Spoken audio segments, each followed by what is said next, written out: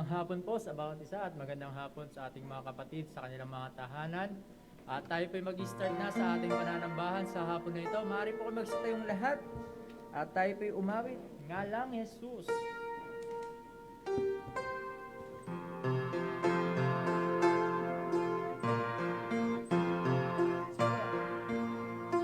Awitin po natin siya. On the first verse now, ready, sing. Ngalang Jesus.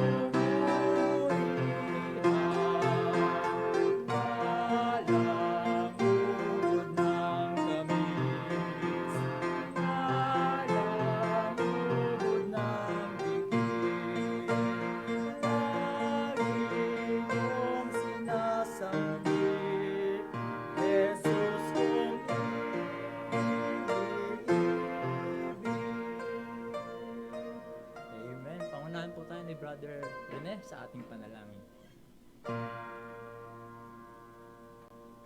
Tayo po'y manalangin. So, our Heavenly Father, once again, we are given the privilege where we can be together. As we study your word, Lord, continue to speak to your servant and continue to bless us and deal with the Holy Spirit so that we can walk according to your will. These things we pray in Jesus' name. Amen. Amen. Mari po kayo makaupo. Awit pa po tayo ng sangawitin. O kay tamis ng nakay Jesus.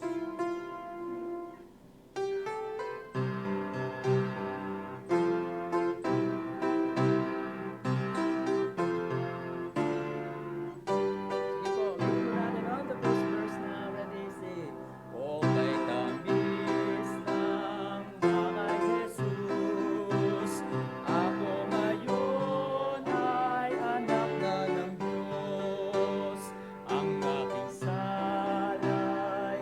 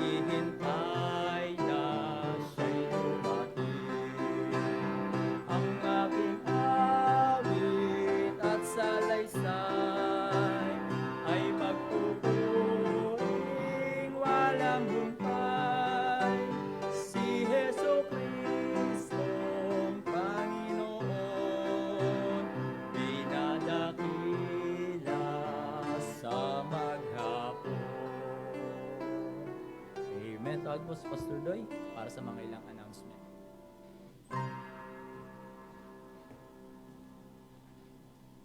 Magandang hapon sa inyo lahat and it's good to see you. Nagpapasalamat tayo sa araw na ito, no? Ambon kanina. Ambon ba 'yon? O ulang konti. Akala ko todo na eh para matapos ng init ng Mayo, pero hindi pala. Well, ganun pa man. Papasalamat tayo at magagawa pa rin natin makasamba ngayon at kung inyong makikita yung kalagayan natin sa Pilipinas, unti-unti umiigi na, no? Nagbigay nga sila ng advisory na pwede na 30%, Lord willing, baka pag June, baka maging 50% na. Pero we will still observe what we have started, yung ating tinatawag nating protocol, maybe until such time na lahat tayo na meron ng herd immunity, no? So halos, hindi ko lang alam kung may 50% na tayo rito ng mga senior citizen natin sa church, nasaksakan na. Nasaksakan na ng halo-halong gamot. So, wife ko nasaksakan na, sila Bok nasaksakan na daw eh. Na from their office, hindi ko lang alam kung meron na sa inyong nasaksakan na. MJ, ikaw, wala pa? Okay. Sa Marikina, AstraZeneca sinasaksak dito, kaya magparehistro na kayo. AstraZeneca at yung gusto ng Chinese, pumila sila sa Sinovac. May pila ng Astra at saka may pila ng Sinovac eh. Okay? So, sa amin wala pa. Inantay ko A4 kami. Kami nila Mark, A4 kami. Kapag lumabas ang A4, ang laking grupo niyan. Lalo na pagkatapos ng A4, general population, pati bata. Sa Manila, do yung eskwelahan na napuntahan namin, hindi naman napakalaking school, pero alas 4 pa lang ng umaga, puno na yung quadrangle. No? Dumating kami, buti nga, nasa dulo na kami. Nakapwesto pa si Belinda. Pagka nakita ko secure na, umuwi na ako. Kasi A3 ang requirement eh. Ayoko naman makipila rin para saksakan. Marami pang senior na naiwan sa labas. Pero natapos din naman. I hope and pray that as they have this free vaccine, well, i-grab natin opportunity. Yung iba naman, nire-respeto rin. Kung ayaw nyo magpa-vaccine, nasa sa inyo yun. No? Mayroon tayo yatang membro dito na ayaw magpa-vaccine. Tinatanong ko, parang ayaw eh. Ayaw nyo magpasaksak. Parang ano lang naman yan eh. Parang mga vaccine sa flu, mumps. Alam mo na, yung mga vaccine na meron tayo noon, nung mga bata pa tayo. So, karagdagan vaccine din ito. In the future, baka meron pang ibang mga virus ang lumabas. Somehow, we have this protection, at kung meron mang iba pang klaseng mga bacteria o virus, baka mauso uli yung ibang uri ng vaccine, pasaksak tayo uli. That's the way people, no, na protect ourselves. Actually sa Amerika nga, sabi sa akin ng kaibigan ko, alam din ni kapatid na Astrid to, kasi mga kapatid niya na andun, sabi sa akin kaibigan ko, doy, punta ka nga lang sa supermarket, $1 lang halaga ng flu vaccine eh. $1, no? 50 pesos lang. Talaga? Sabi, $1 lang halaga ng flu vaccine. Bili ka, pasaksak ka. Ganun lang kasimple. At kumbaga, no big deal. Halos 200 million yata sa Amerika nasaksakan na sila eh. So tayo na lang rito, no? Sa mga ganun din sa mga third world country na tinatawag, ay nag-aantay pa rin ng mga ano. Though unti-unti nagkakaroon ng tinatawag natin confidence ang mga tao sa bagay na yan. Pero syempre, umaasa tayo, no? Dapat nating isipin na ang Diyos ang may control ng lahat ng bagay sa buhay natin at bilang mga tao at bilang bansa. Pero sa isang banda, na andun din na binigyan tayo ng wisdom ng Diyos para pag-ingatan natin ang sarili natin. That's why we still observing what we call this minimum health protocol. May mga pastor hindi naniniwala sa COVID. Ewan ko, ba't di naniniwala, no? May mga pastor nga sa Baptist pa, ha? Oo. Talagang hindi daw uso COVID rin sa kanila eh, ha? Sabi ko, paano doon sa church? Tuloy ang church. Kumbaga, walang social distancing. Well, I hope hindi sila tamaan ng COVID ron dahil, of course, once na magkaroon sa church, tigil muna yung church. Quarantine muna hanggang sa maging healthy ulit. Well, tayo, we will do as what the government advised us to do. And para at the same time, Maingatan natin ang sarili, maingatan natin ang ating kapwa. Ang announcement natin sa church, this coming June, mag-start tayo sa face-to-face Wednesday night prayer meeting, Lord willing, first week ng June. And then by June also, we will celebrate Father's Day. Kaya yung mga ama rito, ihanda nyo na yung mga sarili nyo. Ano bang gusto nyo giveaway? Gusto nyo maskara din, katulad ng giveaway ng mga mothers? So, and then, Lord willing, by July, Family Day.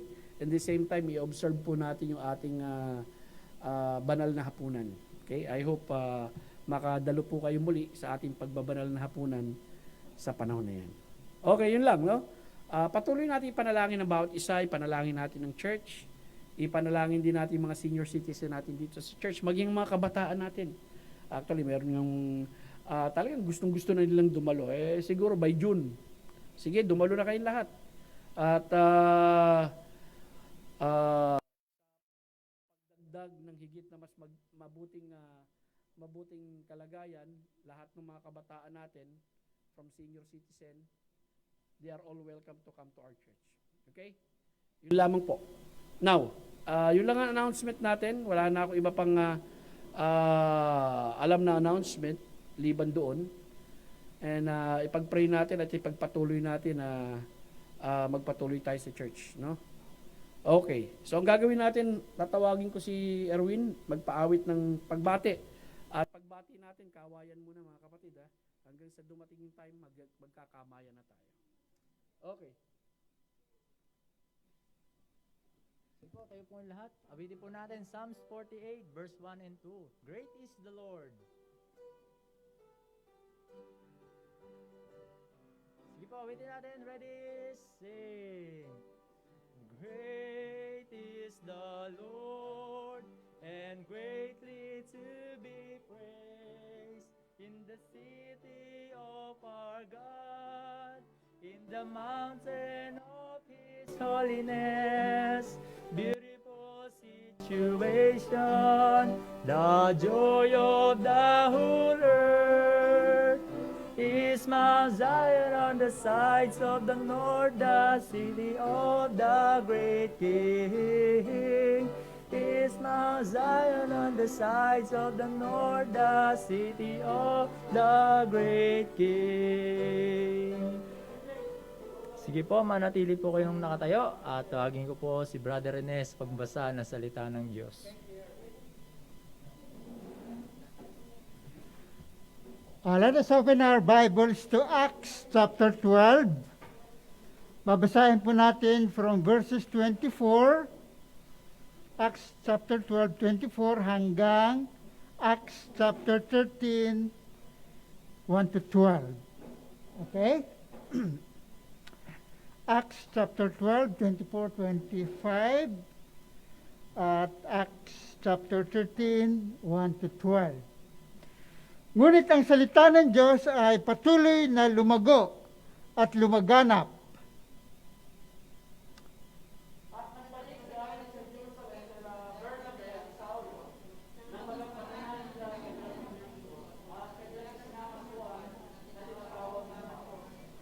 Okay, chapter 13, isinugo sina Bernabe at Saulo.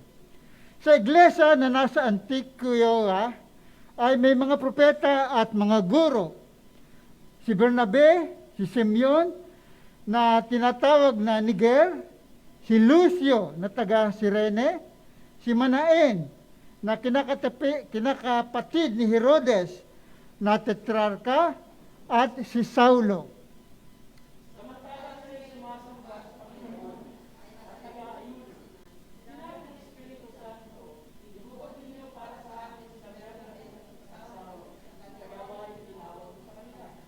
Nang magkagayon, nang sila'y makapag-ayuno na at makapanalangin ay maipatong ang mga kamay nila sa kanila ay kanilang pinahayo sila.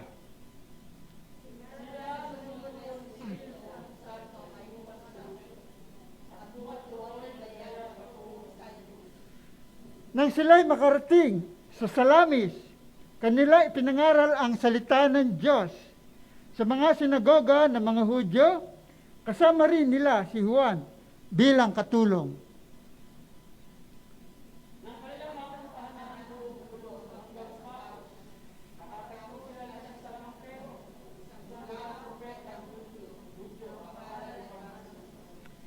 Kasama siya ng proconsul na si Sergio Paulo, na isang lalaking matalino. Kanya pinatawag sina Bernabe at Saulo at nais na mapakinggan ang salita ng Diyos.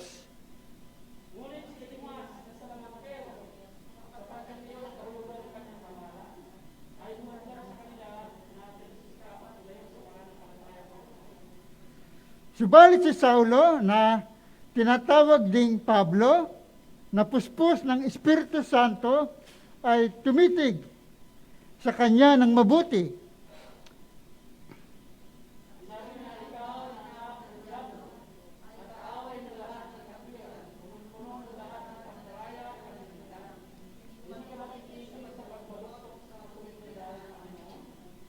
At ngayon, laban sa iyo ang kamay ng Panginoon.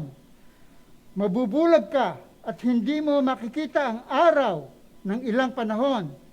May ulap at kadiliman na agad nahulog sa kanya at siya lumibot at humahanap nang sa kanya'y aakay sa kamay.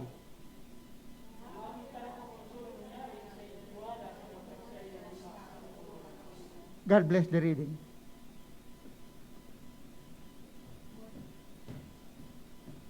Manalangin po tayo mga kapatid. Let us pray. Salamat mahabaging Diyos sa pagkakataon na kami makapag-aaral ng iyong salita. Patnubayan mo kami sa oras na ito. Dalangin ko na maunawaan ng iyong mga anak, mga katotohanan ng ibabahagi ko sa kanila patungkol sa mahal ng Panginoong Diyos ang Iglesia, dapat tayo rin. Patnubayan mo kami, O Lord. Mawalhati ka nawa sa aming pag-aaral, maitaas namin ang aming Panginoong Kristo na siyang ulo ng aming Iglesia at tagapagligtas ng katawan. Salamat po, Diyos, sa ngalan ni Kristo Jesus. Amen. Maupo po tayo mga kapatid. Sa pagkakataong ito, nasa series of lesson po tayo at ang pamagat ng series of lesson natin ay mahal ni Kristo ang Iglesia, dapat tayo rin. At sa pagkakataong ito, natapos natin yung mga pag-aaral ng paglalarawan sa Biblia patungkol sa Iglesia. At ngayon, ang pag-aaralan natin yung patungkol sa mahal ng Panginoon ng Iglesia, dapat tayo rin, ay pinamagatan, ang bagong tipan ay ang aklat ng Iglesia. Kanina, yung binasa ni Brother Rene ay isa lamang yun sa mga bahagi sa kasaysayan ng aklat ng gawa na kung saan doon makikita yung simula ng tinatawag nating expansion, no? Yung pagpapalawig ng gawain sapagkat yun yung simula ng lakbay misyon at saka yung unang karanasan nila Apostol Pablo, no? Sa unang lakbay misyon nila, talagang may na-encounter sila sa Lamangkero. So, pero sa pagkakataong ito, nais kong makita ninyo yung kabuuan ng bagong tipan ay aklat ng Iglesia, no? Aklat ng church. May mga Kristiyano nag-aakala na ang bagong tipan ay isinulat para sa mga individual na mananampalataya.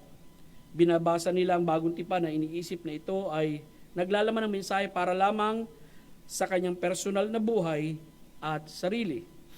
Ngunit malaking bahagi ng bagong tipan, halos majority, no, ay isinulat para sa iglesyang lokal.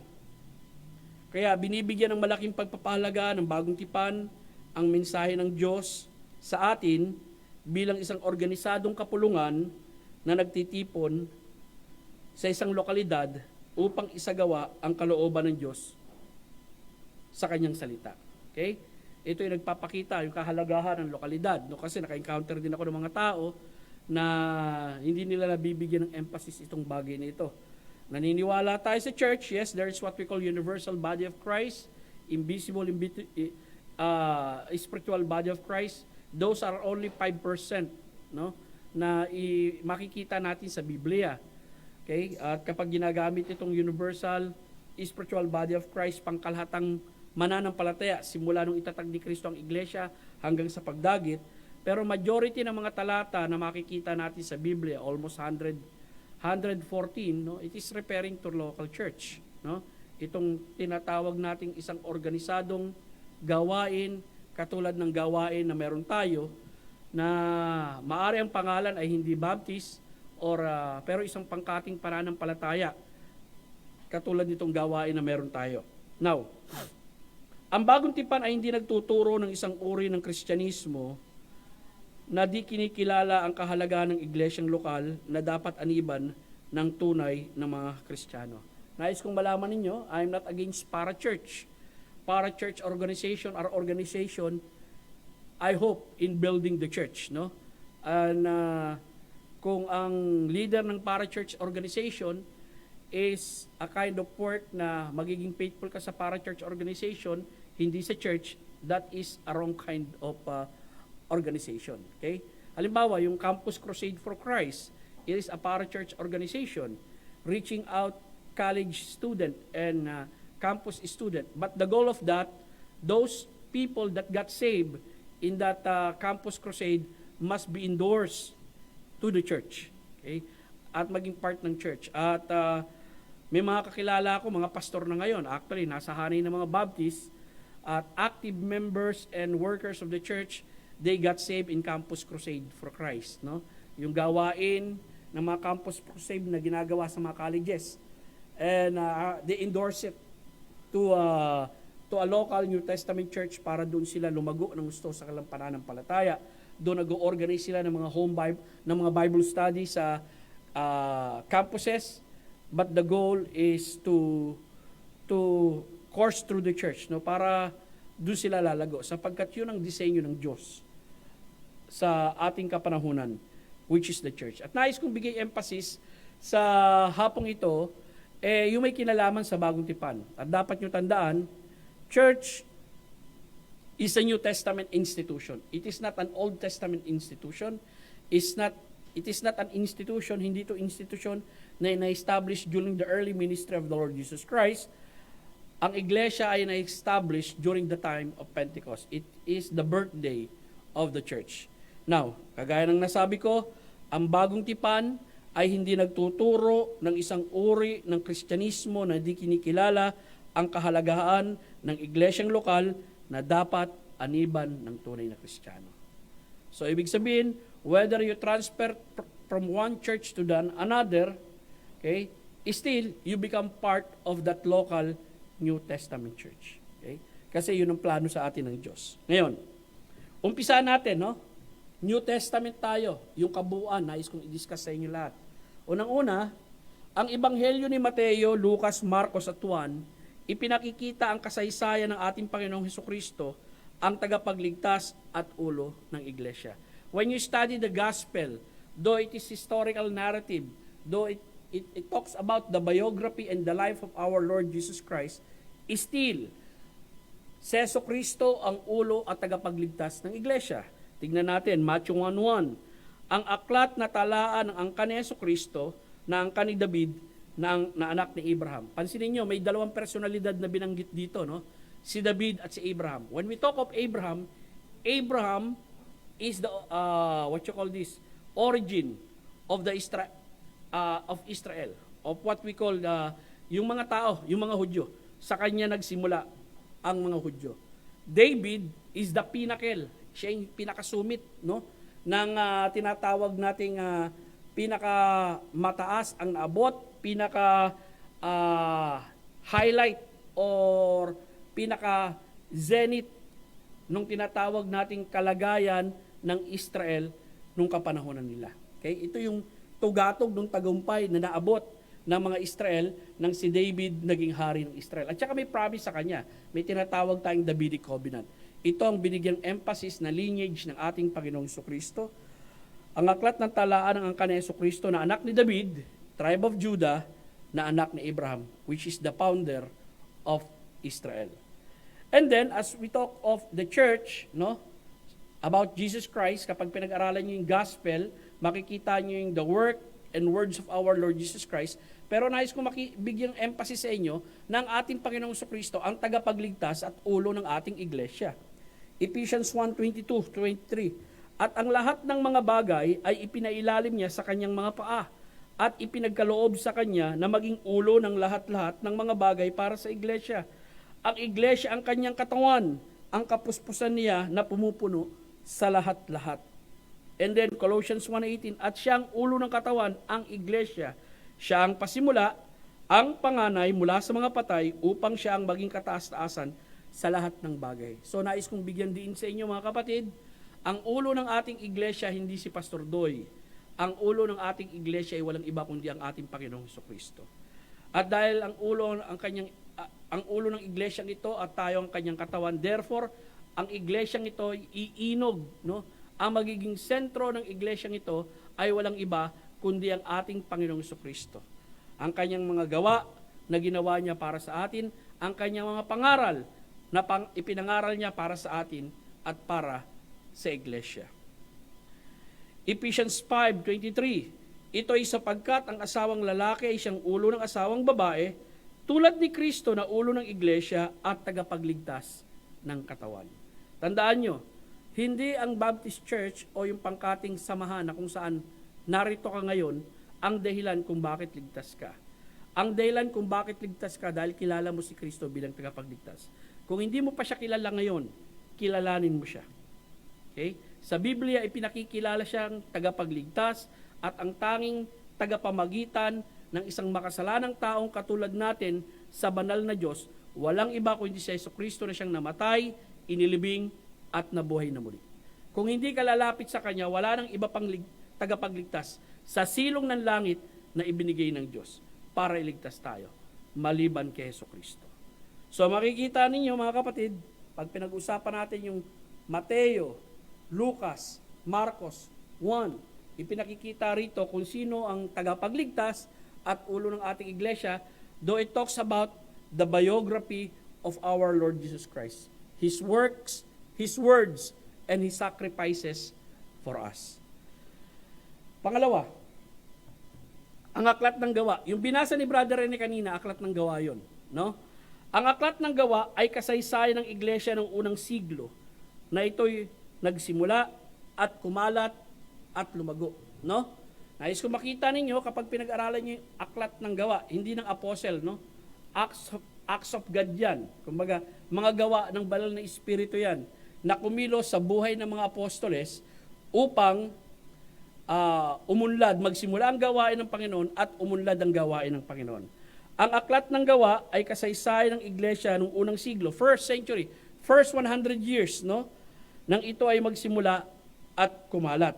Now, makikita natin sa gawa, Kapitulo 2, 41 hanggang 47, yung pagkatapos mangaral si Apostol Pedro, sabi rito, kaya ang mga tumanggap ng kanyang salita na may kasiyahan ay nabautismuhan.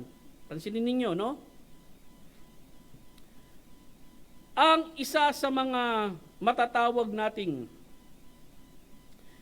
ebidensya sa bagong tipan na ang isang tao ay talagang handang sumunod sa ating Panginoong Jesucristo, lalong-lalo na doon sa tinatawag nating unang hakbang ng pagsunod, dahil nanalig siya kay Kristo bilang tagapagligtas at tinanggap niya ang salita ng Diyos sa kanyang buhay, ay ang pagbabautismo. Ang bautismo hindi isa sa mga paraan upang makapag-recruit ng tao. Okay? That's why, hindi ako nagre-recruit para mabautismo ng tao, kundi yung tao magdi-decide para mabautismo siya sa kanyang sarili. Kung naintindihan niya na ang ibig sabihin ng bautismo. Ang bautismo ay isang tanda ng pagsunod. Hindi to tanda para maligtas ka, no?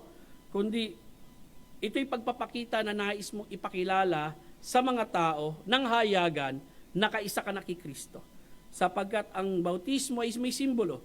Habang nakatayo ka sa tubig, kasama kang namatay ni Kristo at inulubog ka, kasama kanyang inilibing at nung ibinangon ka sa tubig, kasama kang mabubuhay na muli. Ang isang tunay na mananampalataya, ang isang tunay na anak ng Diyos, kapag pinag-alalan niyo ang Book of Acts, hindi ito hinahatak na parang bayawak para lang mabautismuhan. Kundi itong mga taong ito, kusa na nagpapabautismo. Okay? Kusang loob. No? Hindi dahil napilit ng pastor, na-pressure o anuman ginawang manipulation para lang madagdag sa bilang ng church. Hindi. Mas gugusto kong bautismuhan yung mga tao na alam nila meron silang maliwanag na pagpapahayag na alam nilang ligtas sila. Bakit? Nakaranas na rin ako ng mga taong binabautismuhan. Hindi niya alam kung bakit siya babautismuhan. Hindi niya naintindihan yung tinatawag nating kaligtasan. Kaya lang siya na gusto magpabautismo dahil yung mga kaibigan niya rin magpapabautismo. Kaya nga lang, nung sinuri, hindi niya naintindihan. Therefore, hindi ko binautismoan. Nangyayari po yung ganun, mga kapatid. Pero sa Biblia, makikita natin, sa unang 100 siglo ng kasaysayan ng iglesia, ito po yung mga karanasan ng mga tao nakapakinig ng salita ng Diyos at tumanggap. Sabi ng Biblia, at sa araw na iyon, nadagdag sa kanila na may 3,000 kaluluwa at sila'y nagpupuri sa Diyos at kinaluluguran ng lahat ng mga tao at idinagdag ng Panginoon sa kapulungan araw-araw ang mga naliligtas. Pansinin nyo kung sino yung mga idinadagdag sa kapulungan, yung mga naliligtas o yung mga taong ligtas na. Ibig sabihin, nakaranas muna sila ng salvation experience and then saka sila naging miyembro ng iglesyang lokal. Nakuha po ba? No? Saka sila naging bahagi ng iglesyang lokal. Pero dito makikita natin, may bilang sila. At sinabi ng Biblia, 3,000. Mukhang meron silang tinatawag na official record of their church membership. That's why church membership is important. No? I-discuss ko pa yan sa inaharap. No? Bakit kinakailangan meron church membership? Bakit kinakailangan ang isang tunay na Kristiyano magpamiyembro ng isang iglesia? At ano ang kahalagahan nito sa iglesia? Dito makikita mo, no? Yung iglesia noon, may bilang na sila. May official number sila of membership. And then, sumunod na talata, Gawa 4:4. Hindi mapipigilan ito, no? Napakainit ng gawain during that time. Gayunpaman, marami sa nakarinig ng salita ang sumampalataya. Ang kabuuan bilang ng mga lalaki ay umaabot ng halos 5,000. Okay, from 3,000, makikita natin ngayon 5,000 naman. Hindi mo alam kung yung 5,000 na dagdag o 5,000 na ang totality ng kanilang membership dun sa church. Tandaan nyo, Church of Jerusalem ang pinag-uusapan natin. At during that time, wala silang malaking katedral. Okay? Itong mga 5,000 na ito, na maaring official membership of church, kanya-kanyang pocket of worship places kung saan sila nagpupunta nung time na yun. Mga house churches lang yun. Ngayon lang nauso itong mga ganitong tinatawag nating bahay o itong mga kapilya na pinagpupulungan. Okay? Ngayon lang nauso yan. Hindi yan during the time of what we call first century church. During that time, house churches pa lang. Kaya napakaraming house churches noon. Tapos napakaraming mga pastor noon, maliliit. Hanggang sa dumating ang time, nag-develop ang church. Of course, ang church nag-grow din.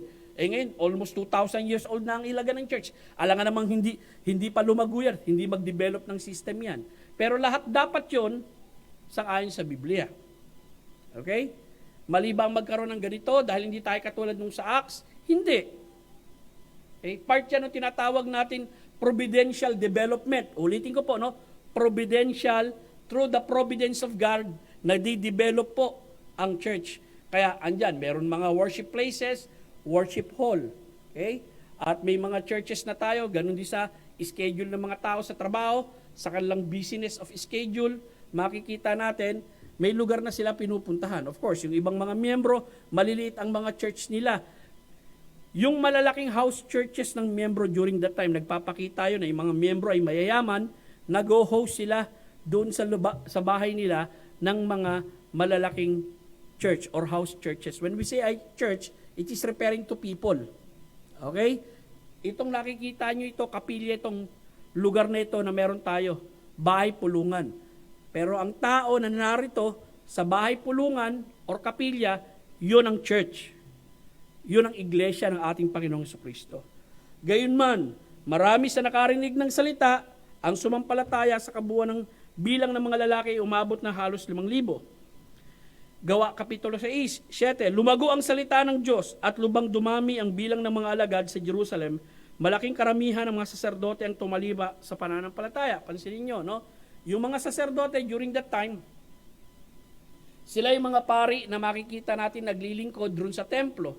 At itong mga saserdoteng ito, nakakilala rin sila kay Kristo bilang tagapagligtas at naging bahagi din sila nung tinatawag nating iglesia. No? Yung katawan ni Kristo, of course, itong mga saserdote na ito, They came from the tribe of Levi. Okay? So makikita natin mga kapatid, yung simula ng iglesia, may bilang na sila, unti-unti nagprogreso, at makikita natin as you study the book of Acts, sapagkat ang book of Acts naglalaman ito nakatakot-takot na pagbanggit patungkol sa iglesia, makikita nyo ron yung tinatawag nating pag-expand. Ano ba expansion sa Tagalog, Brad? Paglago, no? Or pagdami, pagkalat. Saan nagsimula ito? Nagsimula po ito sa Acts chapter 13, sapagkat ang plano nga kasi, dun sa Acts chapter 1 verse 8, kayo ay magiging saksi ko, and ye shall be witnesses unto me, both in Jerusalem and in Judea. Jerusalem and Judea, magkatabi lang yun. Samaria, katabi din nila, and unto the uttermost part of the earth. Okay? Ibig sabihin, sa iba't ibang dako ng mundo. So, after Acts chapter 6, tatalon tayo sa Acts 13. Ito po yung tinatawag nating unang lakbay misyon. Ang binigyan na ng emphasis pagdating sa mga lakbay misyon, hindi na si Pedro, hindi na si Santiago, hindi na yung mga tao sa Jerusalem. Ang binigyan ng emphasis pagdating sa lakbay misyon, si Apostol Pablo na. Sapagkat halos lahat ng mga lakbay misyon ni Apostol Pablo, siya ay missionary sa Hentil. Nakakonsentrate kasi ang mga Hudyo noon doon sa Jerusalem. Nagkaroon ng persecution, nagkalat sila, nangaral sila sa iba-ibang dako. Well, maaari ang unang priority nila ay mga kapwa Hudyo rin nila. Pero si Apostol Pablo, siya yung tinatawag nating missionary sa Hentil, at ang mga lugar na pinuntahan niya sa kanyang mga paglalakbay mission, mga Gentile places. Umpisa natin, Gawa 13 hanggang 5, nang makapanalangin na sila, ito yung binasa ni brother ni kanina, at makapag-ayuno, ipinatong nila ang kanyang mga kamay sa kanila, pagkatapos nito sila ay pinahayo. Kaya nga sila ay sinugo ng banal na Espiritu. Pansinin nyo ang church, sinend out sila, pero makikita mo sa verse 4, sining nasa likod ng church na nag-send out sa kanila? Ang banal na Espiritu ng Diyos. Okay? It is the work of God. Kaya nga sa mission, no? Make it sure na kapag ikay lumabas at nag-mission, talagang tinatawag ka ng Diyos sa gawain ng mission. Hindi napilitan ka lang. Hindi ka tinawag ng tatay mo o kung sino-sino man tumawag sa'yo. Or naingganyo ka kasi yung bansang pupuntahan mo, mayamang bansa.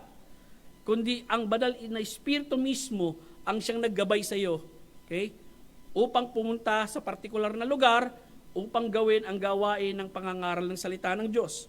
Kaya nga sila na sinugo ng banal na Espiritu ay lumusong sa Seleucia, buwat doon ay naglayag sila hanggang sa Chipre. Nang sila'y nasa Salamina, ipinangaral nila ang salita ng Diyos sa mga sinagoga ng mga Hudyo, kasama rin naman nila si Juan na kanilang lingkod. Yung Juan na sinasabi rito, si John Mark, yung sumulat ng Book of Mark. Jeff, pwede ba ako kuha mainit na tubig? Okay lang. Nanunuyo yung lalamunan ko .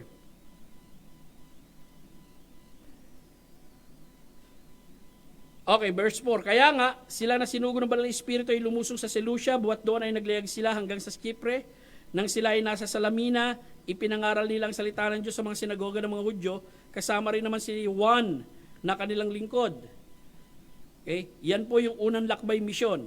Ang cover nito is Acts chapter 13 hanggang Acts chapter 14. And then pagtungtong ng Acts chapter 16. Bakit? Kasi Acts chapter 15, of course, nagkaroon ng council at nagkaroon ng debate sa sa Jerusalem concerning issue of salvation. Acts chapter 16 naman, nagsimula sila sa ikalawang lakbay mission. Acts 16 verse 9 to 10, isang gabi si Pablo ay nakakita ng isang pangitain, may isang lalaking taga Macedonia na nakatayo na namamanhik sa kanya. Sinabi nito, tumawid ka sa Macedonia at tulungan mo kami. Ito ay Europe Europe na itong pupuntahan ni Apostol Pablo. Pagkatapos niya makita ang pangitain, agad naming sinikap na magtungo sa Macedonia. Buo ang aming paniniwala, tinatawag kami ng Panginoon upang ipangaral ang Ebanghelyo sa kanila. Listen carefully. Again, nakita natin sa Acts chapter 30, ang banal na Espiritu nagsugo sa kanila. Nakita natin sa ikalawang lakbay mission, buo ang loob nila na tinatawag sila ng Panginoon. Binibigyan ng emphasis, na ang gawain ng misyon at ang pagpapalawig sa gawain ng Panginoon, ito'y pagkilos ng Diyos. Okay? Dahil kinikilos niya ang mga tao na pumunta sa isang partikular na lugar upang isagawa ang pangangaral ng Ebanghelyo. Tuloy po tayo. Well, Ang cover nito, Acts chapter 60. Punta naman tayo sa ikatlong lakbay misyon.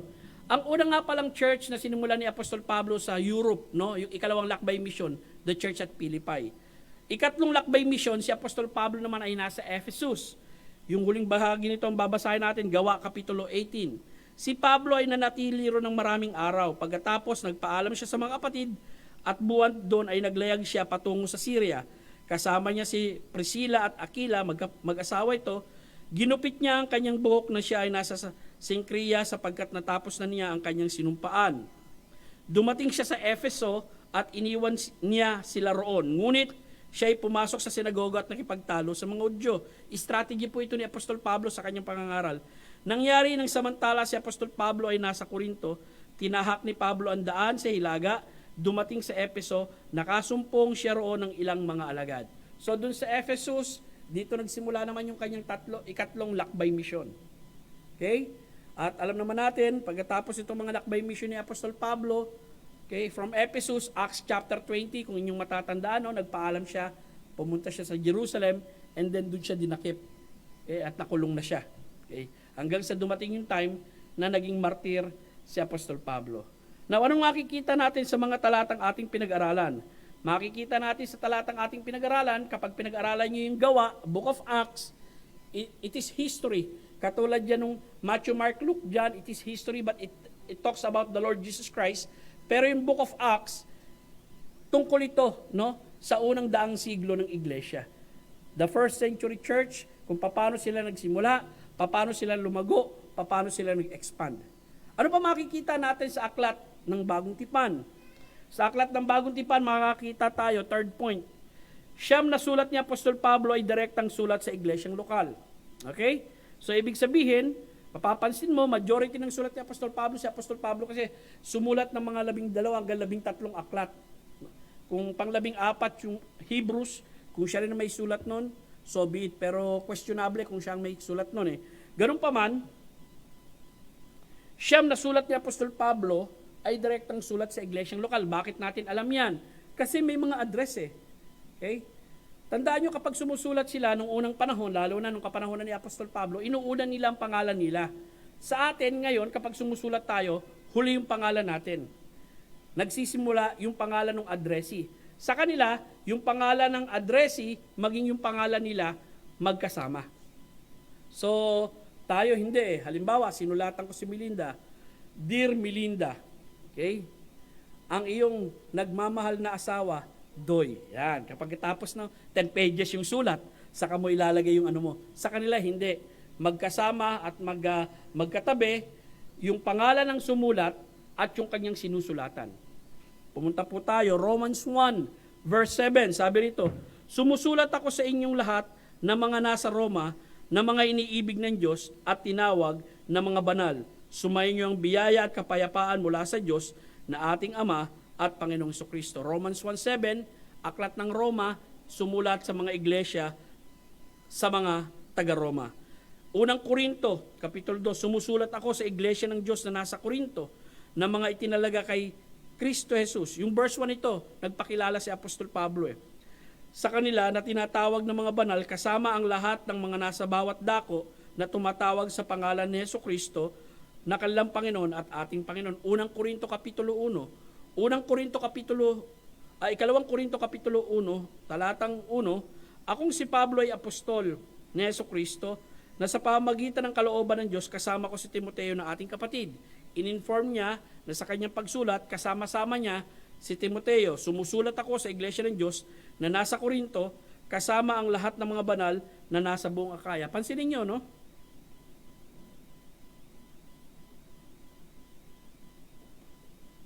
Nung kapanahunan na yon, mga kapatid, hindi dito binibigyan na partikular, no? Kasi ngayon masyadong technical yung mga tao ngayon, pati yung mga kulto, kinakailangan yung pangalan mo nasa Biblia, ididibati pa eh. Ano ba pangalan ng iglesia? Iglesia ni Kristo. Hindi, iglesia ng Diyos, kasi ayan yung talata eh. Tayong Baptist, may Baptist church ba sa Biblia? Wala. Wala. Ibig sabihin, mali tayo. Ganon ang kaisipan. Hindi po, no? Pag-aralan nyo ang church history pagkatapos ng unang daang siglo, mga kapatid. Lalo-lalo na sa kasaysayan ng Baptist. Ang mga Baptist, simula nung itatag ito, hindi ito nagpapangalan na Baptist. Binabanggit lang nila yung pangalan ng church at kung saan yung lugar nila. But they believe in Baptist. Kasi ang paniniwala ng Baptist hindi dahil may karatula ang Baptist eh. Ang paniniwala ng Baptist, dahil unang-una naniniwala siya sa tinatawag na Trinitarian Orthodox belief. We believe in one God, in three person. Naniniwala tayo sa salvation by faith in Jesus Christ. Naniniwala tayo sa baptism by immersion. Okay? Naniniwala tayo sa regenerate church membership. Yun ang importante rin sa belief ng Baptist eh. Yung tinatawag nilang regenerate church membership. Na yung binabautismuhan lang nila, yung mga tao, alam nila sa sarili nila, naligtas sila. Yun ang binibigyan na diin. Okay? Kaya kahit pag nag-aral kayo sa history ng mga Baptist, binabanggit lang yung pangalan ng church, pero yung church na yun, Baptist, hindi nangangahulugan dahil may karatula siyang Baptist church or may karatula siyang Bible Baptist church. Hindi. Dahil ang belief niya nasa Biblia. The very foundation of his belief. Lalong-lalo na yung belief ng regenerate church membership. Ang ibig sabihin, yung mga miyembro lang ng church, yung mga pwede lamang bautismuhan, ito yung mga tao na alam nila sa sarili nila na nalig sila kay Kristo bilang tagapagligtas. Yun ang pagkakaiba natin sa napakaraming kulto ng kapanahunan na yun. Dahil sa kanila, lalo-lalo na yung namayagpag Roman Catholicism, infant baptism sila eh. Kumbaga yung isang bansa, sakop ng isang reliyon, pag pinanganak ka sa bansa na yun, automatic na. Ito ang reliyon mo. For example, sa Poland, pag pinanganak ka, automatic na kung ano yung reliyon sa Poland, yun. Kung Catholic sila ron, lahat ng ipinanganganak doon, yung citizenship nila, nakakonekta doon sa reliyon nila. Dati ang paniniwala natin, ewan ko, mga 1970s, 1960s. Pag pinanganak ka rito sa Pilipinas, automatic at katoliko ang reliyon mo eh. Kasi yun ang namamayagpag na reliyon dati sa Pilipinas. Ganun ang thinking po sa Europe noon. Kung ano ang bansa mo at kung ano ang dominant religion doon, kapag pinanganak ka, identify ka agad sa religion na yun. Binasag po yun ang paniniwala ng Baptist. Okay? Bakit po binasag natin ang paniniwalang yun? Kasi unang-una, wala sa Biblia yun. Hindi tayo naniniwala sa infant baptism. Hindi rin tayo naniniwala kapag ipinanganak ka, automatic, Greek Orthodox ka dahil dito ka sa lugar na ito ipinanganak. No? Na kung saan namamayagpag yung reliyong Greek Orthodox. Of course, dahil ipinanganak ka sa isang bansa na namamayagpag ng Roman Catholicism, automatic Roman Catholic ka kagad. Sa paniniwalang Baptist, hindi po tayo naniniwala yun. Yun ang tinindigan nating mga Kristiyano at yun ang tinindigan ng ating mga forefathers na ang isang tao, bago maging bahagi ng isang local New Testament church, yung tao na yan ay kinakailangan may maliwanag na pagpapahayag na kilala niya si Kristo bilang tagapagligtas. Gaano katanda man siya, gaano kabata man siya, hindi siya pwedeng maging membro ng church kung wala siyang malinaw na pagpapahayag na kilala niya si Kristo bilang tagapagligtas. Hindi dahil may Baptist church yung kanyang pangalan. Okay? Yan ang problema sa atin sa kapanahon ito, no? Because of lack of knowledge on church history. Masyado tayo nagiging technical. At minsan nakakusahan pa tayo na hindi yan Baptist eh. Bakit? Kasi hindi naniniwala sa trail of blood yan eh. Hindi yan Baptist. Yung trail of blood na maraming Baptist na humahawak na maititrace daw natin yung ating pangalan hanggang kay John the Baptist or kay Jesus Christ, hindi po totoo yun. Ang tawag doon Baptist fantasy. Gawa-gawa lang ho yun. Hindi po reliable, historical event yung mga binanggit doon. Walang lugar, walang tao, walang definite na grupo. Okay? At kung ano yung belief nila. Invento lang ho yun. Meron pong mga church historian na magagaling na Baptist na reliable talaga. They have reliable textbooks. Kapag nag-aral ka kasi ng history, hindi alam ko ang belief ng mga tao na yan, Baptist yan. Kasi yung belief nila katulad rin ng belief natin eh. Well, pag nag-aral ka ng Baptist history, malalaman mo. Yung belief nila noon, hindi katulad ng belief natin. May malaking diferensya. Pag nag-aral ka ng Baptist history, kung nais mo maging tama sa pag-aaral mo, kinakailangan may definite na place, may definite na lugar, at kung kailan ito nangyari. Yun yung tatlong mahalaga sa history. Kung wala yung tatlong yon, nagkukwento ka lang ng fantasy. At yun ang makikita nyo sa Trail of Blood na libro. Okay? Ng Baptist. Na matitrace daw natin yung history ng Baptist ngayon hanggang kay Jesus Christ. Come on. Fantasy lang yun, hindi totoo yun. Okay?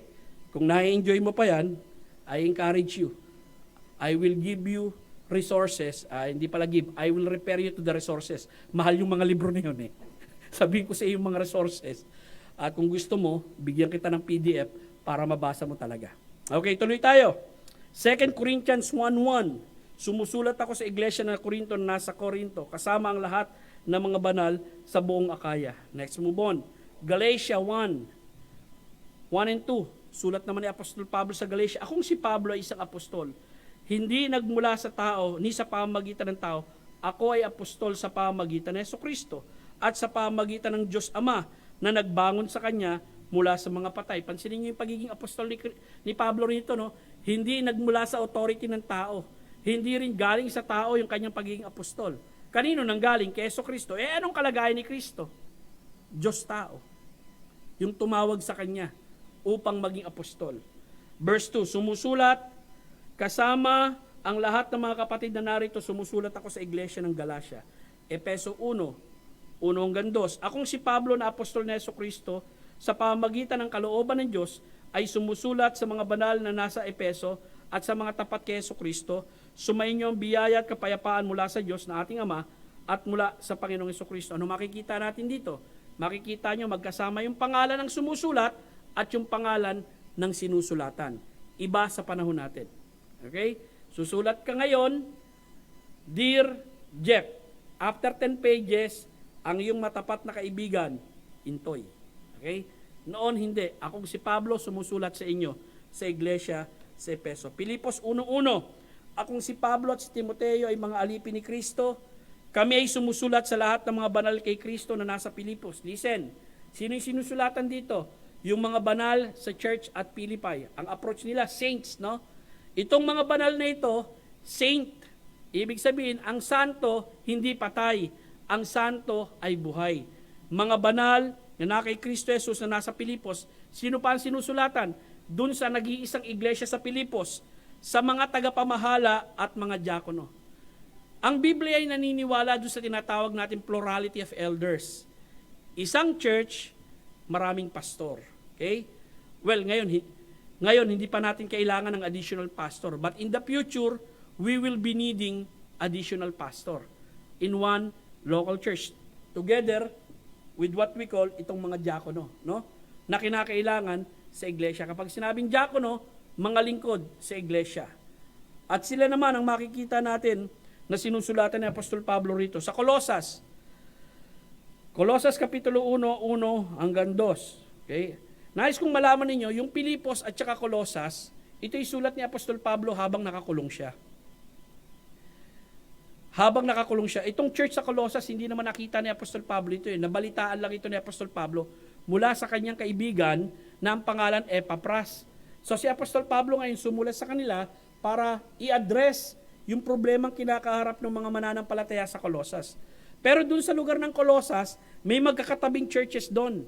Okay? Actually, yung Colosas lugar yan eh. Ang katabi nila, dun sa Lycus River, kapag tinignan niyo ito sa mapa, Hierapolis at saka Laodicea. Katabi nila yung dalawang lugar na yon. Kaya nung sumulat si Apostol Pablo, hindi lamang yung mga churches sa Colosas ang inaddress niya, kundi kasama rin yung dalawang lugar doon, yung Hierapolis at saka yung tinatawag nating Laodicea.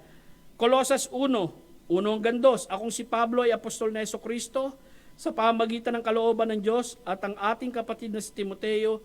Ako ay sumusulat sa mga banal at mga tapat na kapatid kay Kristo na nasa Colosas.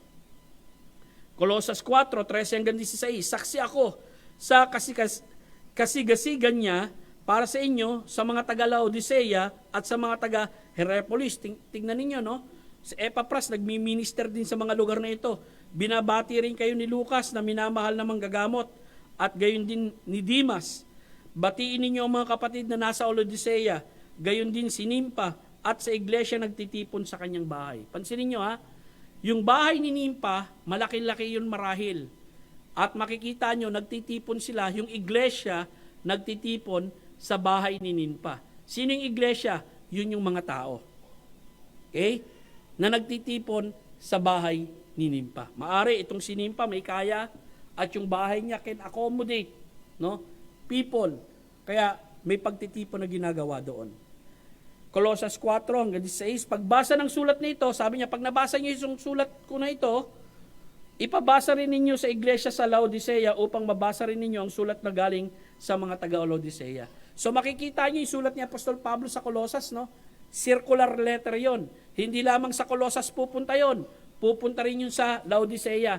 Tapos, yung sulat sa Laodicea, kung sino man ang sumulat doon, maari si Apostol Pablo rin, babasahin naman yun ng mga miyembro sa Colossus. Ganun po ipinalilipat-lipat. Listen carefully. Ganun po ipinalilipat-lipat nung unang panahon yung mga sulat ng mga apostol. Ang tawag nila rito, circular letter. Therefore, kung yung sulat na yan palipat-lipat at papunta-punta kung kani-kaninong lugar at iba-ibang kamay ang humahawak, naluluma ba yon? Yes or no? Yes, naluluma yon. Okay? Kung yung original man na sulat ni Apostol Pablo sa Colossus, abay nakasampung lipat na, maluluma yon at kinakailangan palitan yon. Ililipat lang yon sa panibagong papel uli. So nasaan na ngayon yung original na sulat ni Apostol Pablo sa Colossus? Eh di nasira na, nasaan na yon? Eh di nawala na, ano ang meron tayo ngayon? Yung kopya nung sulat ni Apostol Pablo sa Colossus, sapagkat yung mga sulat na yan, kung yan ay palipat-lipat, nalulumang madali yan, tapos kinakailangan isalin uli yan sa bagong papel at magkaroon ng kopya. At mga kapatid, yung binuo ang bagong tipan, ang meron po tayo copies of the original. Wala tayong original nung tinipon yung canon of the scripture. Ang meron tayong mga copies of the original. Sapagkat yung mga original, hindi na natagpuan. Kaya yung mga yung mga copies na yon, okay? Authenticated naman yun na masasabi natin, no? May mga katibayan yon na ito ay kopya ng original na surat. At may pagsusuri silang ginawa para malaman na yun nga ay kopya ng original. Now, tuloy po tayo. Unang Tesalonica, akong si Pablo na kasama ni Silvano at Timoteo ay sumusulat sa iglesia ng mga taga-Tesalonica na nasa Diyos Ama at nasa Panginoong Hesukristo. Ikalawang Tesalonica 1:1, akong si Pablo na kasama si Silvano at si Timoteo ay sumusulat sa iglesia ng mga taga-Tesalonica na nasa Diyos na ating Ama at Panginoong Hesukristo. So anong makikita natin? Dun sa siyam na sulat ni Apostol Pablo, makikita nyo, in-address po ito directly, definitely, sa local churches. Tanong, may mga sulat din ba si Apostol Pablo sa mga individual? Yes, yung ika-4 na puntos, nais kong makita ninyo. Okay, ano susunod sa Thessalonica? 1 Timothy, 2 Timothy. Tatlong sulat ni Apostol Pablo sa mga individual ay may kinalaman din sa gawain sa iglesia. Unang-una, si Timoteo, pastor si Timoteo sa iglesia sa Efeso. Okay? Sabi nga rito, akong si Pablo ay isang apostol ni Hesukristo ayon sa utos ng Diyos na ating tagapagligtas at ng ating Panginoong Hesukristo, siya ang ating pag-asa. Ako'y sumusulat sa iyo, Timoteo, ikaw ay tunay kong anak sa pananampalataya. At pag pinag-aralan mo yung 1 Timothy at saka 2 Timothy, makikita mo kung paano yung mga pamamalakad sa iglesia itinuro ni Apostol Pablo sa isang baguhang pastor na si Timoteo. Sino ba nag-church doon sa church? Sino ba nag-start ng church sa Ephesus? Si Paul. Kailan niya sinumulan dito? Nung Acts chapter 19. Pagkatapos magpastor ni Apostol Pablo, ang humawak ng iglesia na yon, walang iba si Timothy. Saan ba yung iglesia sa itong Ephesus na ito? Sa Turkey to. Pagkatapos ni Timothy, hinawakan din to ni John the Beloved. Mamaya makikita nyo po yan. No, makikita natin dito, ito isulat sa isang individual, pero ito isulat sa pastor, no? Kung papaano ang gagawin ni Timoteo doon sa gawain na ipinagkatiwala sa kanya ni Apostol Pablo. Pangalawa, sinulatan din ni Apostol Pablo si Tito. Sino si Tito? Si Titus. Siya naman ay pastor sa lugar ng Creta. Itong Creta, isla ito. Okay? At makikita natin, sabi rito, sumusulat ako sa iyo, Tito, ikaw ay tunay kong anak, ayon sa pananampalataya, nasa ating lahat, sumayin niyo ang biyaya, kahabagan at kapayapaan mula sa Diyos, Ama at Panginoong Hesukristo na ating tagapagligtas. In-address naman ni Apostol Pablo si Tito at nagsabi rin si Apostol Pablo kung ano ang dapat niyang gawin doon sa iglesia sa Creta. Of course, yung pangatlong sinulatan niya si Pilimon. Sino si Pilimon? Abay, sabi nung iba, si Pilimon, pastor at large. Ano ba ibig sabihin ng at large? Wala siyang definite place. Pero nais kong malaman ninyo, si Pilimon, dun sa bahay nila, merong gawain. May iglesyang nagtitipon. Pag pinag-aralan natin ito, makikita ninyo yung istorya ni Pilimon. No? May naglayas siyang katulong, si Onesimus, at sa paglalayas ni Onesimus, na-encounter niya si Apostol Pablo, nakakilala kay Jesucristo si Onesimus. At ang utos ni Apostol Pablo, bumalik ka dun sa amo mong nilayasan mo, si Pilimon. Si Pilimon na nilayasan ni Onesimus, Kristiyano pala eh. Kaya ibinilin ni Apostol Pablo si Onesimus kay Pilimon na wag mo na siyang ituring na katulong mo. Ituring mo na siyang kapatid mo sa pananampalataya. Dahil nakakilala siya sa Panginoon, nung ako ay, sabi niya, nung ako'y bilanggo. Okay? At dito may nabanggit, sinabi rito, no, akong si Pablo, na bilanggo ni Jesucristo Jesus, at si Timoteo na aking kapatid ay sumusulat kay Pilimon. Ikaw ay aming minamahal at aming kamanggagawa. Kami ay sumusulat kay Apia na aming minamahal, sumusulat kami kay Akripo na aming kasamang kawal, sumusulat kami sa iglesia na nasa inyong bahay. So makikita niyo to si Pilimon, no? Meron siyang gawain dun sa bahay niya. Hindi ko alam kung gaano kayaman to si Pilimon during that time. Some commentator said Pilimon is pastor at large. Okay? At makikita pa rin natin dito, pina-accept niya yung kapatid niya sa pananampalataya na ang pangalan, si Onesimo, na dati niyang katulong na naglayas sa kanya. Tuloy po tayo, 5. Pangkahalatang mga sulat ay may pagbanggit din tungkol sa pagtitipon, pamumuno at gawain ng iglesia. Ano po ibig sabihin ng pangkahalatang sulat? General epistle. Ano-ano yung mga general epistle? Hebrews, James, 1 Peter, 1 John, 2 John, 3 John, and then of course, yung apocalyptic book of Revelation. May nabanggit ba patungkol sa church doon? Tignan po natin.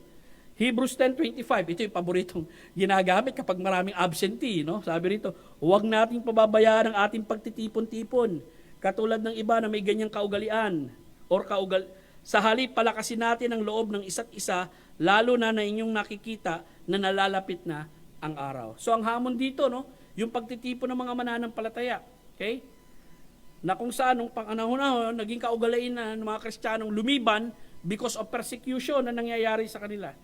At actually, kung titignan nyo nga lang itong pandemic na nangyari sa atin, naka-apekto talaga ito sa ibang mga churches, maging sa church natin. Ibang churches nagsarado. At ang ibang malalaking churches, bagamat sabihin natin, hindi sila Baptist, nasa ilalim sila ng banner ng Christianism, katulad ng Roman Catholic, Iglesia ni Cristo. Hanggang ngayon, sarado pa rin sila. Hindi pa rin sila nagbubukas. Okay? Now, tuloy po tayo. Hebrews 13:7. May pagbanggit dito, alalahanin ninyo ang mga tagapangasiwa na nagpapahayag sa inyo ng salita ng Diyos. May pagbanggit dito sa mga namumuno sa iglesia, kung paano sila dapat alalahanin ng mga membro. At tularan ninyo ang kanilang pananampalataya habang minamasdan ninyo ang hangarin ng kanilang buhay. And then, Hebrews 13:17, sundin ninyo ang mga nangangasiwa sa inyo at magpasakop kayo sa kanilang pamamahala sapagkat iniingatan nilang patuloy ang inyong mga kaluluwa bilang mga magbibigay sulit para sa inyo. Sundin ninyo sila upang magawa nila ito ng may kagalakan at hindi ng may kahapisan sapagkat ito ay hindi magiging kapakinabangan sa inyo. Sa Hebrews, itinatawag natin pangkalahatang sulat, may makikita pa rin tayong pagbanggit na may kinalaman sa church. Sa James, meron bang ganon? Santiago 5:14, mayroon bang may sakit sa inyo? Tawagin niya ang mga matanda sa iglesia upang siya'y kanilang ipanalangin, pahiran na langis sa pangalan ng Panginoon. Bakit matanda? Alam niyo, isa sa mga lumang tawag sa mga pastor, hindi pastor, kundi elders of the church. Sa Timothy, makikita niyo dyan. Okay? Tinawag lang tayong pastor dahil dun sa ginamit na term na appointment or shepherding, tinatawag. Ito yung pagpapastor. Pero yung term talagang pastor, na noun, okay? Wala nang meron pagpapastor. So therefore, nag-conclude na pwedeng tawagin pastor kasi nagpapastor. Okay? Shepherding na tinatawag. Santiago 5:14 yan. Sa 1 Peter 4:17, ito'y sapagkat dumating na ang panahon na pasimula ng paghukom sa sambahayan ng Diyos. Ano ba ang sambahayan ng Diyos? Ang sambahayan ng Diyos, ay ang iglesia. Pinag-aralan po natin yung bagay na yan. Isa sa katawagan sa iglesia ay sambahayan ng Diyos or household of God. Ngunit kung sa atin ito magsisimula, ano kaya ang magiging wakas ng mga taong sumusuway sa Ebanghelyo? Anong pinakikita ng verse 17? Nagpapakita ito that the church observe church discipline. Okay?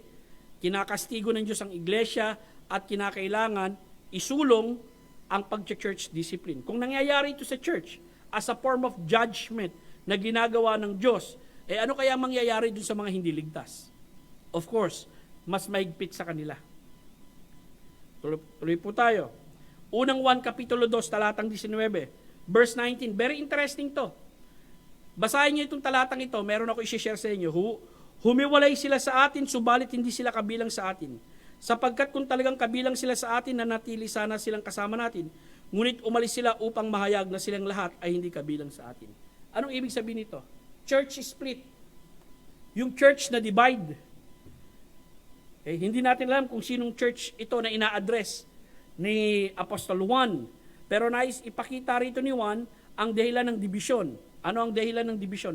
Hindi talaga sila sa atin. Bakit nagkaroon ng division? Because of doctrine. Okay?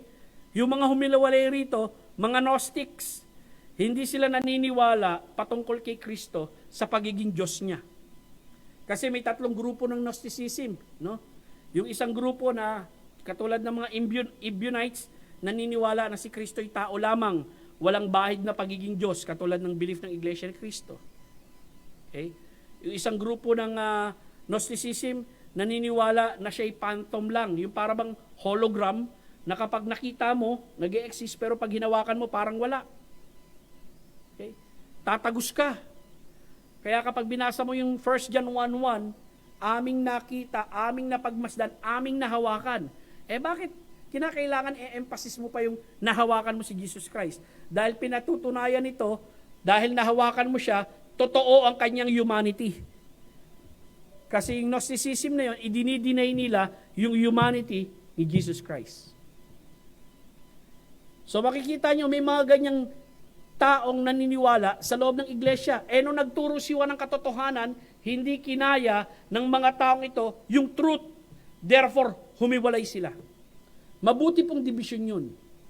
Kapag ang church humihiwalay at nadidivide, dahil sa katotohanan, nalalaman kung sino yung totoo at nalalaman kung sino yung mali. Nalalaman yung nabubuhay sa tama at nalalaman yung nabubuhay sa kasalanan.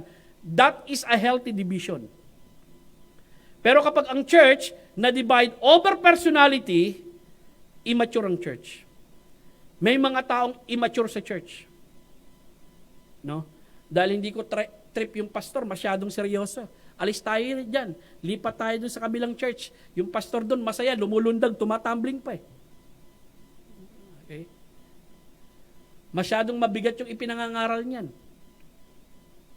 At minsan nangyayari yan, mga kapatid, over personalities. Ibig sabihin, maaari yung mga miyembro, hindi ganun kalalago sa pananampalataya. Pero nais kong makita ninyo, things happen in the church, especially in division. Lalo na ang Baptist. Ako, pag pinag-aralan mo ang history ng Baptist, Astrid, mai-enjoy mo. Sa simula't simula pa lamang, puro division na. Ang titinong tao naman, ang babanal na tao. Okay? Pero nagkakaroon sila ng major division. Kahit nga yung General Baptist, actually, 1611, nagsimula, 1610, ang iba 1609 or 1612, nagsimula ang Baptist sa England. Okay? Which is, yun ang makikita mong clear history ng Baptist. 1609 or 1611, General Baptist yun. Okay? At yung General Baptist na yun, na sinimula ng 2 tao, nagkahiwalay pa sila.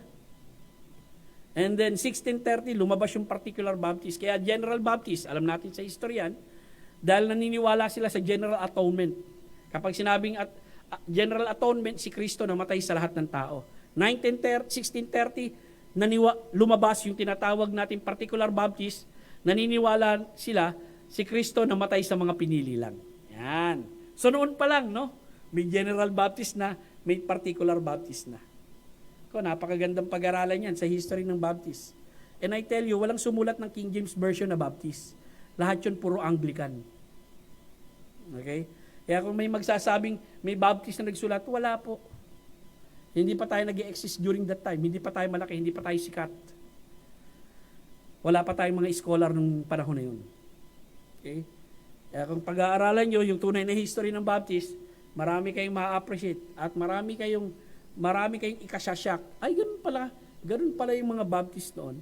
Bakit ibang-iba na ngayon? Because church develops. Okay? Nag-grow, lumalago. Mas na-articulate yung mga katotohanan ng salita ng Diyos. At yan ang makikita natin. Well, papasalamat ako na inilagay tayo sa pangkating pananampalatayang Baptist. But also, we should respect other group as well. They are biblical churches.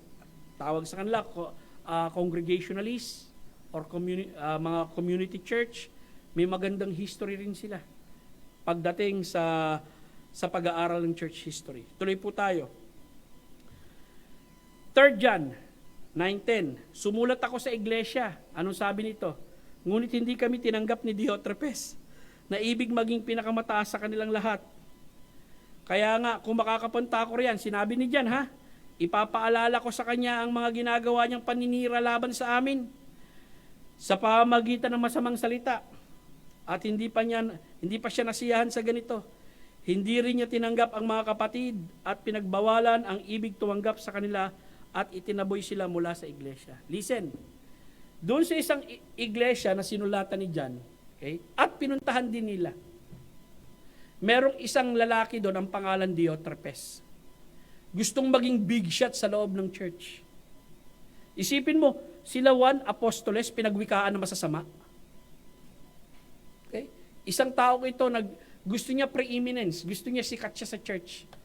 Aba yung apostoles, pinagwikaan niya ng masama. Tapos, yung mga taong gustong tumanggap sa mga missionary dun sa church, halimbawa, may pumuntang missionary. And then, halimbawa, ito si Diotrephes. Halimbawa lang ikaw si Diotrephes, no? At, ano ginagawa niyo rito? Bakit kayo narito? Tapos yung ibang miyembro, gustong tanggapin yung missionary na yun. Pero ito si Diotrephes, tinataboy niya yung mga missionary na yun. Nangyayari ba sa church na yun? Ito, nung kapanahon ni Juan, nangyari yun eh. Mukhang merong bahagi ng local church na hindi ligtas. 'Di ba? Kasi binigyan dito ni Juan ng isang katangian, ng isang tunay na ligtas, umiibig siya sa kapatid niya. Kapag binasa niyo yung 3 John. So, makikita nyo, may bahid pa rin ng tinatawag nating concept ng church sa mga pangkalahatang sulat. Sa Judas, Book of Jude. May nabanggit dito, no? Bagamat ang tinatalakay rito may kinalaman sa contending for the faith, yung pakikipagdigma dahil sa ating pananampalataya.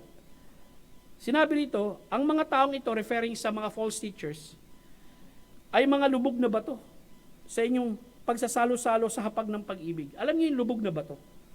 Pag kumakain ka ng kanin, tapos may bato ron sa bigas, pag nakagat mo, talaga natotrauma yung ipin mo.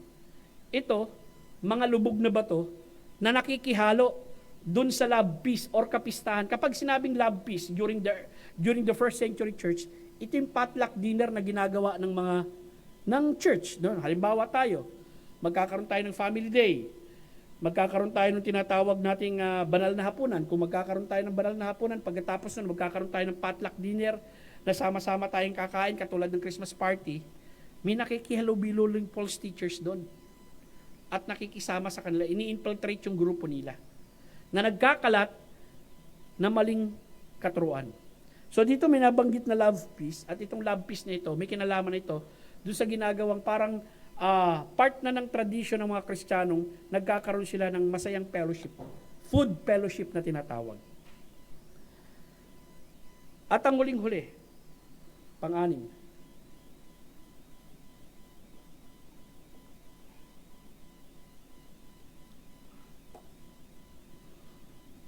maging ang huling aklat ng Biblia ay isinulat upang pagdalhan ng mensahe ang iglesia sa Asia Minor. Yung Asia Minor ang tinatawag ay Turkey at sang-ayon dito sa Pahayag 1:11. Sinabi nito, ako ang Alpha and Omega, nagsasalita, walang iba kundi ang ating Panginoong Hesukristo. ang simula at ang wakas. Isulat mo sa isang aklat, anumang iyong makikita, ipadala mo ito sa mga iglesia na nasa Asia. Sa Efeso, sa Smyrna, sa Pergamo, sa Thyatira, sa Sardis, sa Philadelphia, at sa Laodicea.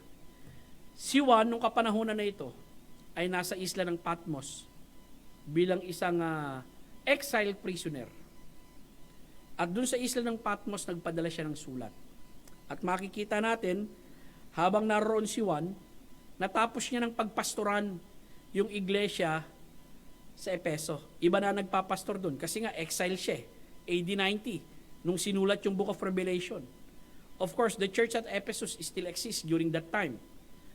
Kaya lang, hindi natin alam kung sino yung pastor na humahawak na doon. Sa history, ang church ng Ephesus, pagkatapos ni John the Beloved, pinagpastoran ng kanyang alagad, ang pangalan si Polycarp. Si Polycarp naman pinatay naging martir. Hindi ko alam kung sino yung sumunod na pastor doon. Nung AD 90, sumulat si Juan. Of course, through the inspiration of the Holy Spirit, para magpadala sa sulat sa isang church sa Asia Minor. Bakit Asia Minor? Bakit Turkey? Bakit doon ang church? Sapagkat yung Jerusalem, during that time, sira na. AD 70, kung naaalala nyo, sinunog yung templo sa Jerusalem. Therefore, the center of Christianity is no longer in Jerusalem.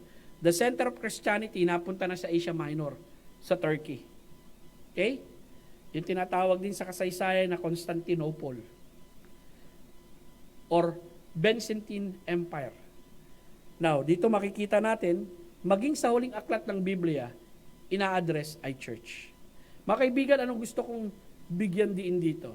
Anais ko pong bigyan diin ang bagong tipan na meron tayo ngayon. Binibigyan ng malaking halaga ang iglesyang lokal. At ang bagong tipan ay ang aklat ng iglesia. Magandang hapon po sa inyong lahat. I hope, nabigyan natin ng pansin yung mga bagay na yan.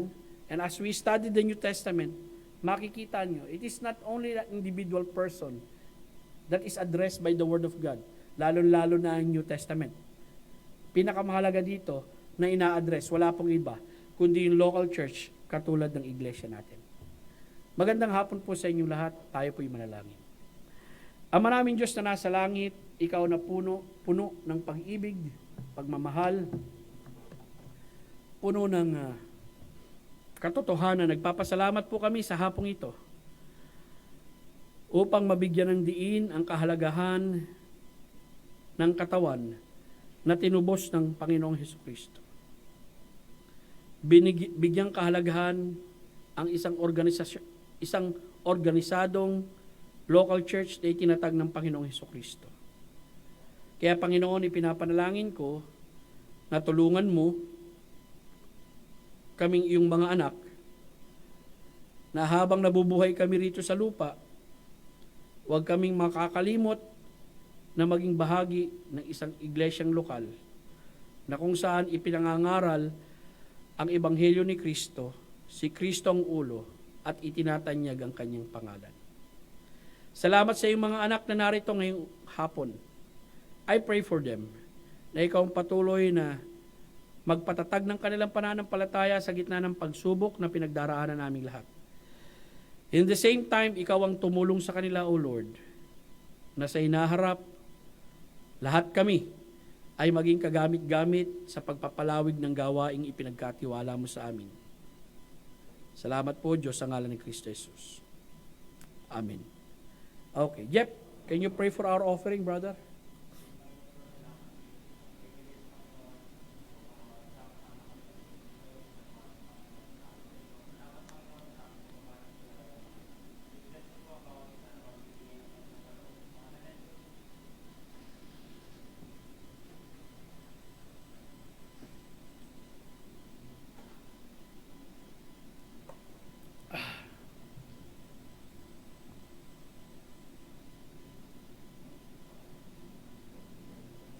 Nakakalimutan ko, nag-aantay ako ng sound eh.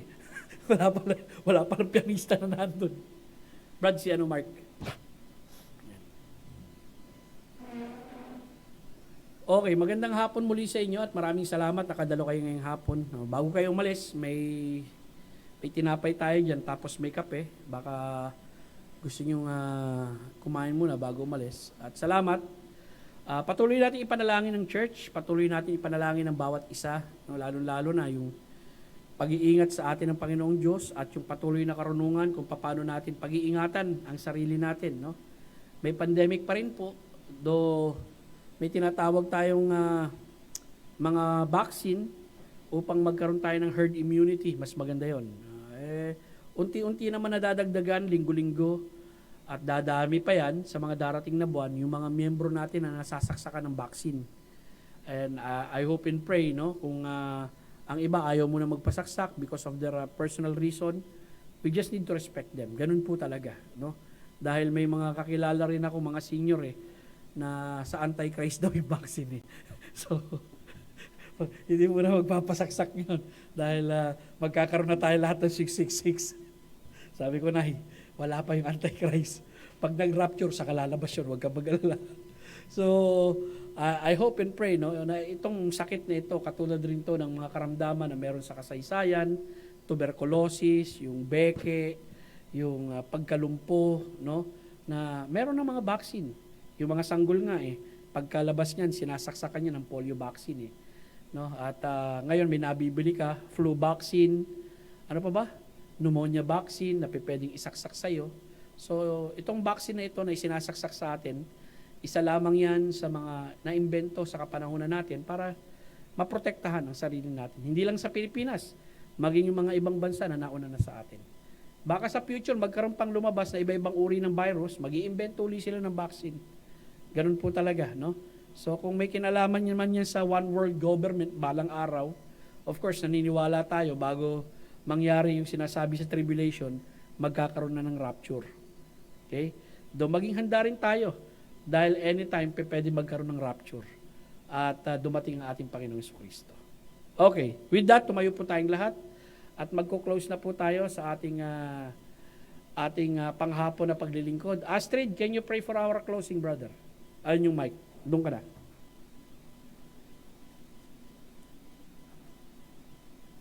Pinupuri at sinasamba ka namin, nag-iisang tunay na Diyos. At kami ay panghabang buhay at magpakailanman na magpapasalamat sa di masukat na biyaya na inyong handog sa amin, ang pagpapadala ng inyong anak na si Jesus upang maging kaisa naming mga tao at maging tagapamagitan sa aming makasalanang tao at sa harap ng banal na Diyos. At salamat sa banal na Espiritu na binigyan kami ng kapanganakang muli upang maging anak ng Diyos at kabahagi ng katawan ni Kristo. Salamat, Panginoon, sa mga biyayang ito na realidad sa aming mga buhay. At naway pakilusin niyo kami ng naaayon sa aming ulo, ang Panginoong Hesus. Baguhin niyo po ang aming mga puso at ang aming mga hangarin nawa ay maging naaayon sa inyong mga hangarin at aming mga isip upang ang inyong layunin ay amin din maging layunin.